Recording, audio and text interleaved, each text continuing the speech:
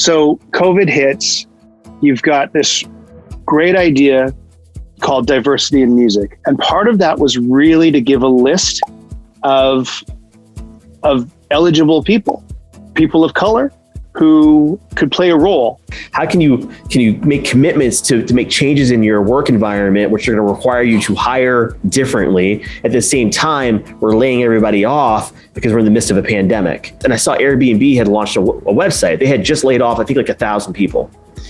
And they'd created a website, which was a directory of the people that they had furloughed or laid off. And basically what Airbnb was saying is that they're all rock stars. They worked for us and they should have jobs. And if you have a job for them, please hire them because they need work.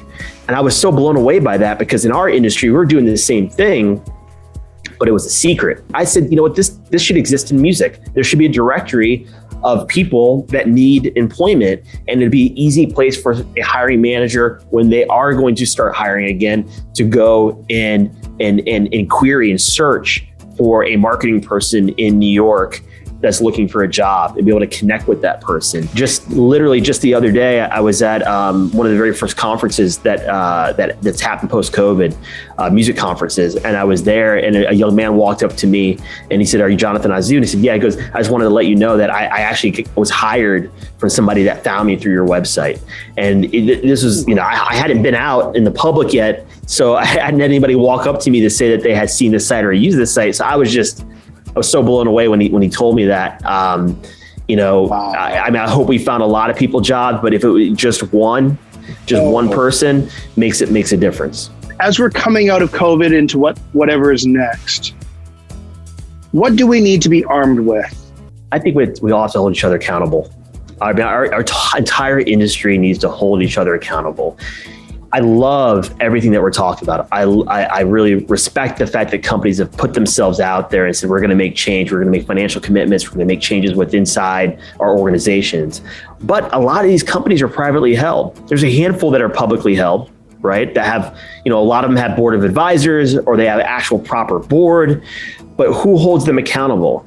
When major company announces we're going to go from X to Y, with the diversity initiatives, we're going to hire, X more vendors.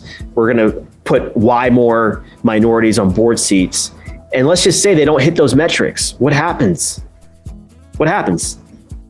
Nothing. They just try harder. And that's the part that I'm concerned about. We need the ability for our industry to hold each other accountable. So what's next? You're involved in so many things. What's the next 6 to 12 months looking like for you? We're going to continue our diversity initiatives of how can we make sure that our industry is more diverse.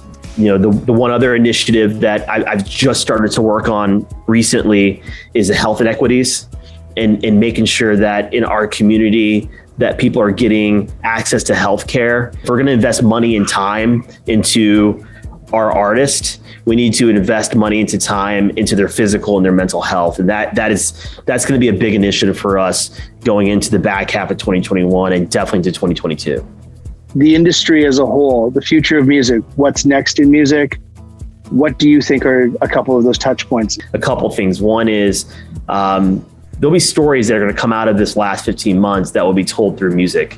I always say music's my weapon, and I think when I say it's a weapon, it's a weapon for people to get through things. It's a weapon for change, and there's no doubt that music was the soundtrack to what everybody went through over the last 15 months.